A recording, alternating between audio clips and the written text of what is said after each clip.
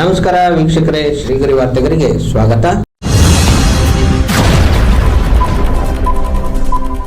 ದಿನಾಂಕ ಜುಲೈ 2, 2026ರಂದು ಮೈಸೂರಿನಲ್ಲಿ ಅಖಿಲ ಭಾರತ ಹಿಂದೂ ಮಹಾಸಭಾ ವತಿಯಿಂದ ಮೈಸೂರಿನಲ್ಲಿ ಅಕ್ರಮವಾಗಿ ನೆಲೆಸಿರುವ ಶಂಕಿತ ವಿದೇಶಿ ವಲಸಿಗರ ಕುರಿತು ಸಮಗ್ರ ಪರಿಶೀಲನೆಗೆ ಆಗ್ರಹಿಸಿ ಗಾಂಧಿ ಸ್ಕ್ವೇರ್ ಮುಂಭಾಗ ಪ್ರತಿಭಟನೆಯನ್ನು ನಡೆಸಲಾಯಿತು. ಈ ಪ್ರತಿಭಟನೆಯಲ್ಲಿ ರಾಜ್ಯಾಧ್ಯಕ್ಷ ಮನೋಜ್ ಹಲಂಗಲ್, ಬಜರಂಗಿ ಉಮೇಶ್, ರಾಜ್ಯ ಪ್ರಧಾನ ಕಾರ್ಯದರ್ಶಿಗಳು ಮಹಾದೇವಸ್ವಾಮಿ, ರಾಜ್ಯ ಸಂಘಟನಾ ಕಾರ್ಯದರ್ಶಿ ಗಿರೀಶ್ ಶಿವಾರ್ಚಕರ್ ಅವರು, ಕಿರಣ್ ದೇಬೂರು, ರಾಜ್ಯ ಯುವ ಘಟಕ ಸಂಘಟನಾ ಕಾರ್ಯದರ್ಶಿಗಳು ತಿಲಕ್ ದೇವಿ ತಂದ್ರೆ, ರಾಜ್ಯ ಆಚಾರ್ಯ ಮಹಾಸಭೆ ಸಂಘಟನಾ ಕಾರ್ಯದರ್ಶಿ ನಂಜುಂಡಸ್ವಾಮಿ, ಮೈಸೂರು ಜಿಲ್ಲಾಧ್ಯಕ್ಷರು ಪ್ರಸನ್ನಕುಮಾರ್, ಮೈಸೂರು ಜಿಲ್ಲಾ ಉಪಾಧ್ಯಕ್ಷರು ಹಾಗೂ ಮಹಾಸಭಾ ಸದಸ್ಯರುಗಳು ಭಾಗವಹಿಸಿದ್ದರು. ಅಕ್ರಮ ಬಾಂಗ್ಲಾ ವಲಸಿಗರನ್ನು ತೊಲಗಿಸಿ, ಅಕ್ರಮ ಬಾಂಗ್ಲಾ ವಲಸಿಗರನ್ನು ತೊಲಗಿಸಿ, ತೊಲಗಿಸಿ ತೊಲಗಿಸಿ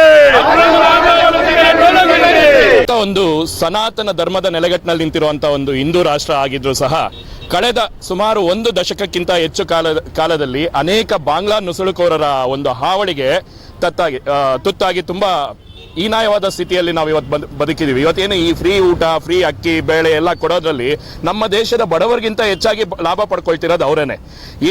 ಒಂದು ವಿಷಾದಕರವಾದ ಸಂಗತಿ ಏನಂತ ಹೇಳಿದ್ರೆ 2015ರಲ್ಲಿ ಬಾಂಗ್ಲಾದೇಶ ಸರ್ಕಾರ ಕೊಟ್ಟಂತ ಅಂಕಿ ಅಂಶಗಳಲ್ಲಿ ಸುಮಾರು 17 ಕೋಟಿ ಜನಸಂಖ್ಯೆ ಇರುವಂತ ರಾಷ್ಟ್ರದಲ್ಲಿ 2 ಕೋಟಿ ಜನಸಂಖ್ಯೆ ನಾಪತ್ತೆ ಆಗಿದೆ ಅಂತ. ಹಾಗಾದ್ರೆ ಆ 2 ಕೋಟಿ ಜನಸಂಖ್ಯೆ ಎಲ್ಲೋಯ್ತು? ಇವತ್ತು ಮೈಸೂರಲ್ಲಿ ರೀಸೆಂಟ್ ಆಗಿ ಒಂದು ನಮ್ಮ ಹಿಂದೂ ಮಹಾಸಭಾದ ಕಾರ್ಯಕರ್ತರಿಗೆ ಸಿಕ್ಕಂತ ಒಂದು ಫೋಟೋ, ಇದನ್ನ ನಿಮ್ ಜೊತೆ ಶೇರ್ ಮಾಡ್ತಾರೆ. ಬಸ್ಸಲ್ಲಿ ಓಡಾಡ್ತಾ ಇರ್ತಾರೆ ಜನ. ನೀವು ಎಲ್ಲಿಂದ ಬಂದಿರೋದು ಅಂದ್ರೆ ಫಸ್ಟ್ ಬಿಹಾರು, ಪಶ್ಚಿಮ ಬಂಗಾಳ ಅಂತ ಹೇಳ್ತಾರೆ.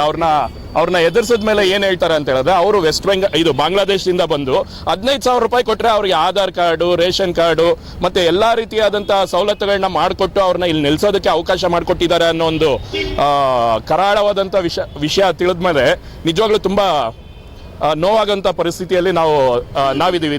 ಚಿಂತಾಜನಕವಾದಂತಹ ಸ್ಥಿತಿಯಲ್ಲಿ ನಾವು ಬರ್ತಾ ಇದೀವಿ. ಈಗ ನಿಮ್ಗೆ ಹೇಳ್ಬೇಕಾದ್ರೆ ಕೇರಳದಲ್ಲಿ 40%ಗೆ ನಮ್ಮ ಹಿಂದೂಗಳ ಒಂದು ಸಂಖ್ಯೆ ಬಂದ್ಬಿಟ್ಟಿದೆ. ಮುಸ್ಲಿಮ್ಸ್ 36% ಇದ್ದಾರೆ, 18% ಕ್ರೈಸ್ತರಿದ್ದಾರೆ. ಇದೇ ರೀತಿ ಮುಂದುವರೆದ ನಾಳೆ ಮೈಸೂರಲ್ಲಿ ಮನೆಗೆ ಒಬ್ರೊಬ್ರು ಮುಸ್ಲಿಮ್ಸ್ ಈ ಲವ್ ಜಿಹಾದಂತ ಕರಾಳವಾದಂತ ಒಂದಷ್ಟು ವಿಚಾರಗಳಿಗೆ ಹೆಣ್ಮಕ್ಳು ಒಳಗಾಗೋದ್ರಲ್ಲಿ ಯಾವುದೇ ರೀತಿಯಾದಂತ ಅನುಮಾನ ಇಲ್ಲ. ಇದಕ್ಕೆಲ್ಲ ಅವಕಾಶ ಮಾಡ್ಕೊಡ್ತಿರೋದೇನಂದ್ರೆ ಈ ನುಸುಳುಕೋರರಿಗೆ ಒಳಕ್ಕೆ ಬರೋದಕ್ಕೆ ಅವಕಾಶ ಮಾಡ್ಕೊಡ್ತಾ ಇರೋಂಥ ಸರ್ಕಾರಗಳೇ ಮಾಡ್ತಾ ಇದೆ. ಕೇಂದ್ರ ಸರ್ಕಾರ ಆಗಲಿ, ರಾಜ್ಯ ಸರ್ಕಾರವಾಗಲಿ ಇದಕ್ಕೆ ಒಂದು ಕಠಿಣವಾದಂಥ ಒಂದು ಕಾನೂನನ್ನು ತಂದು ಈ ನುಸುಳುಕೋರರನ್ನ ಗಡೀಪಾರು ಮಾಡಬೇಕು. ಮತ್ತೆ ನಮ್ಮ ಮೂಲಭೂತವಾದಂಥ ಹಕ್ಕುಗಳಾದಂಥ ಮತ ಚಲಾವಣೆಯ ಹಕ್ಕನ್ನ ನಾವು ಅವ್ರಿಗೆ ವಹಿಸ್ಕೊಡ್ತಾ ಇದೀವಿ. ನಾಳೆ ಹೇಳೋದಕ್ಕಾಗಲ್ಲ, ಚೀಫ್ ಮಿನಿಸ್ಟರ್ ಆಫ್ ಕರ್ನಾಟಕ ಬಾಂಗ್ಲಾದೇಶವರಾದ್ರೆ ಅವತ್ತು ನಮ್ಮ ಪರಿಸ್ಥಿತಿ ಏನಾಗುತ್ತೆ? ಇತ್ತೀಚಿನ ದಿನಗಳಲ್ಲಿ ಬಾಂಗ್ಲಾದೇಶ ಐಡೆಂಟಿಟಿ ಡಾಕ್ಯುಮೆಂಟ್ಸ್ ಎಲ್ಲವೂ ಕೂಡ ಸರ್ಕಾರದ ಅಧಿಕೃತ ವೆಬ್ಸೈಟ್ ಅಲ್ಲೇ ಮಾಡ್ತಾ ಇರೋದು. ಮೇಡಮ್, ಈಗ Aadhaar card, ration card, Aadhaar card, voter ID ಏನಿದೆ ಇದು ಫೇಕ್ ನಡೆಯುವಂಥದ್ದು. ನೀವು ಒಂದು ಸೈಬರ್ ಸೆಂಟರ್ಗೆ ಹೋದ್ರು ಈಗ ಮಾಡ್ಕೊಡುವಂತ ಪರಿಸ್ಥಿತಿಗೆ ಬಂದು ತಲುಪಿಟ್ಟಿದ್ದಾರೆ. ಅಷ್ಟು ಈಸಿ ಆಗೋಗಿದೆ. ಯಾಕೆಂದ್ರೆ ಕಠಿಣವಾದಂತ ಕಾನೂನು ಕ್ರಮಗಳು ಆಗ್ತಾ ಇಲ್ಲ. ಆ ರೀತಿ ಮಾಡಿದಂಥವ್ರನ್ನ ಗುರುತಿಸಿ ಅವ್ರ ಮೇಲೆ ಕಠಿಣವಾದಂಥ ಕಾನೂನು ಕ್ರಮಗಳು ತಗೊಳ್ದಿರ ಇರೋದ್ರಿಂದ ಈ ರೀತಿ ಫೇಕ್ ಐಡೆಂಟಿ ಕಾರ್ಡ್ಗಳನ್ನ ಮಾಡೋದ್ರಲ್ಲಿ ತುಂಬಾ ಜನ ಎಕ್ಸ್ಪರ್ಟ್ಗಳಾಗೋಗಿದ್ದಾರೆ. ಇದನ್ನೆಲ್ಲ ತಡೆಗಟ್ಟಬೇಕು. ಇದನ್ನ ತಡೆಗಟ್ಟಲಿಲ್ಲ ಅಂತ ಹೇಳಿದ್ರೆ ಏನಾಗುತ್ತೆ ಅಂದ್ರೆ, ಇವತ್ತು ನೋಡಿ ಗೃಹಲಕ್ಷ್ಮಿ ಆಗಲಿ, ಅನ್ನಭಾಗ್ಯ ಯೋಜನೆ ಇದನ್ನೆಲ್ಲ ಅತಿ ಹೆಚ್ಚು ಪಡ್ಕೊಳ್ಳೋರು ಯಾರು? ನಿಮ್ಮ ಎಲ್ಲೋದೂ ಈ ಬುರ್ಕಾದಾರಿಗಳು 100% ಇರ್ತಾರೆ. ಆ ಬುರ್ಕಾದಾರಿಗಳನ್ನು ನಾನು ಎಲ್ಲ ಮುಸ್ಲಿಮ್ಸ್ ಹಿಂಗೆ ಅಂತ ಹೇಳೋದಕ್ಕಾಗಲ್ಲ. ಆದರೆ ಅತಿ ಹೆಚ್ಚಿನ ಸಂಖ್ಯೆಯಲ್ಲಿ ಈ ಅಕ್ರಮ ವಲಸಿಗರೇ ನೆಲೆಸಿದ್ದಾರೆ. ಭಾರತದಲ್ಲಿರುವಂಥ ಮುಸಲ್ಮಾನರು ಸಹ ನಮ್ಮದೇ ಧರ್ಮದಿಂದ ಮತಾಂತರ ಆಗಿರುವಂಥವ್ರೆ. ಆದ್ರಿಂದ ಅವರು ನಮ್ಮವರೇನ. ಆದರೆ ಈ ಅತಿ ಹೆಚ್ಚಾಗಿ ಈ ವಲಸಿಗರು ಈ ಅವಕಾಶಗಳನ್ನ ಪಡ್ಕೊಳ್ತಾ ಇರೋದು ಕಂಡು ಬರ್ತಾ ಇದೆ. ಇದೇ ರೀತಿ ಆದರೆ ಈಗ 2015ರಲ್ಲಿ ಅನ್ಸುತ್ತೆ KR ಪುರಮಲ್ಲಿ ಬಾಗ್ಲು ಮುರಿದು ಕನ್ನ ಹಾಕುವಂತ ವಿಚಾರಗಳನ್ನ ಕೇಳಿದ್ವಿ. ಆದ್ರೆ ಗ್ರಾನೈಟ್ ಬಾಂಬ್ಗಳನ್ನ ಹಾಕಿ ಬಾಗ್ಲು ಮುರಿದು ಕನ್ನ ಹಾಕುವಂತ ಪರಿಸ್ಥಿತಿಗಳಿಗೂ ಸಹ ಬಂದಿತ್ತು. ಇದನ್ನೆಲ್ಲ ಯಾರು ಮಾಡ್ತಿದ್ದಾರೆ? ಮತ್ತೆ ಅತಿ ಹೆಚ್ಚು ರೇಪ್ ಕೇಸ್ಗಳಲ್ಲಿ ಸಿಕ್ಕಾಕೊಳ್ಳೋಂಥವ್ರನ್ನ ನೀವು ಎನ್ಕ್ವೈರಿ ಮಾಡಿ, ಅವರೆಲ್ಲ ಮೈಗ್ರೆಂಟ್ಸ್ ಆಗಿರ್ತಾರೆ. ಈ ಇಲ್ಲಿಗಲ್ ಮೈಗ್ರೆಂಟ್ಸ್ ಹಾವಳಿ ಎಷ್ಟಾಗಿದೆ ಅಂತ ಹೇಳಿದ್ರೆ, ಅವ್ರನ್ನ ತಡೆಗಟ್ಟಲಿಲ್ಲ ಅಂತ ಹೇಳಿದ್ರೆ ಉಳಿದಿರೋ ಅಲ್ಪ ಸ್ವಲ್ಪ ಹಿಂದೂಗಳು ಸಹ ಅಲ್ಪಸಂಖ್ಯಾತರಾಗುವಂತ ನೆಲೆಗೆ ಬಂದು ತಲುಪಿಡ್ತೀವಿ. ಅದನ್ನ ಆಗ್ಬಾರ್ದು ಅಂತ ಹೇಳಿ ಅಖಂಡ ಹಿಂದೂ ರಾಷ್ಟ್ರದ ಬಾಂಗ್ಲಾದೇಶಿ ವಲಸಿಗರು ಬಂದಿಲ್ಲ ಅಂತ ಪೊಲೀಸ್ ಮೇಡಮ್ ಇತ್ತೀಚೆಗೆ ಈಗ ಇಲ್ಲೇ ಇದೆ. ನಮ್ಮ ಕಾರ್ಯಕರ್ತರೇ ಮಾಡಿರುವಂತ ಒಂದು ಸ್ಟಿಂಗ್ ಆಪರೇಷನ್ ಅಲ್ಲಿ ಸಿಕ್ಕಿರೋದು. ತಮ್ಮೆಲ್ಲರಿಗೂ ಮಾಹಿತಿಯನ್ನು ಹಂಚ್ಕೊಳ್ತಾರೆ. ಅವರೇ ಓಪನ್ ಆಗಿ ಹೇಳಿರುವಂತ ಸ್ಟೇಟ್ಮೆಂಟ್ ನಮ್ಮ ಹತ್ರ ಇದೆ. ಅದನ್ನ ನಿಮ್ಮೆಲ್ಲರಿಗೂ ಶೇರ್ ಮಾಡ್ತೀವಿ. ಅದನ್ನ ಎನ್ಕ್ವೈರಿ ಮಾಡಿ ಇಲ್ಲ ಅಂತ ಹೇಳಿ ಪ್ರೂವ್ ಮಾಡ್ಲಿ. ಹೇಳೋದಕ್ಕೆ ಏನ್ ಮೇಡಮ್ 100 ಹೇಳ್ತಾರೆ. ಇವತ್ತು ಸರ್ಕಾರದಲ್ಲಿ ಇದ್ದಾರೆ, ಸರ್ಕಾರದ ಮರ್ಯಾದೆ ಉಳಿಸ್ಬೇಕು ಅಂತ ಹೇಳ್ಬಿಟ್ಟು ಪೊಲೀಸ್ ಅವ್ರು ಏನ್ ಬೇಕಾದ್ರೂ ಹೇಳ್ತಾರೆ. ಆದ್ರೆ ಅಲ್ಲಿರುವಂತ ಗ್ರೌಂಡ್ ಲೆವೆಲ್ ಫ್ಯಾಕ್ಟ್ ಏನು ಅನ್ನೋದನ್ನ ಎನ್ಕ್ವೈರಿ ಮಾಡೋದು ಅವಶ್ಯಕತೆ ಇದೆ. ನೀವು ಹುಡುಕಿದ್ರೆ ಕನಿಷ್ಠ ಪಕ್ಷ ಏನಿಲ್ಲ ಅಂದ್ರೆ ಒಂದು 20,000 ಜನ ಅಂತೂ ಮೈಸೂರಲ್ಲಿ ನಿಮ್ಗೆ ಅಕ್ರಮ ವಲಸಿಗರು ಖಂಡಿತ ಸಿಗ್ತಾರೆ. ನಿಮ್ಮ ಹೆಸರು? ನನ್ನ ಹೆಸರು ಲಕ್ಷ್ಮೀಶ್ ಅಂತ. ನಾನು ಅಖಿಲ ಭಾರತ ಹಿಂದೂ ಮಹಾಸಭಾದ ರಾಜ್ಯ ವಕ್ತಾರ. ನೋಡಿ, ಇವತ್ತು ನಾವು ಅಕ್ರಮ ಬಾಂಗ್ಲಾ ವಲಸಿಗರನ್ನ ತೊಲಗಿಸಿ ಮೈಸೂರು ಉಳಿಸಿ ಅಂತ ಹೋರಾಟ ಮಾಡ್ತಾ ಇದ್ದೀವಿ.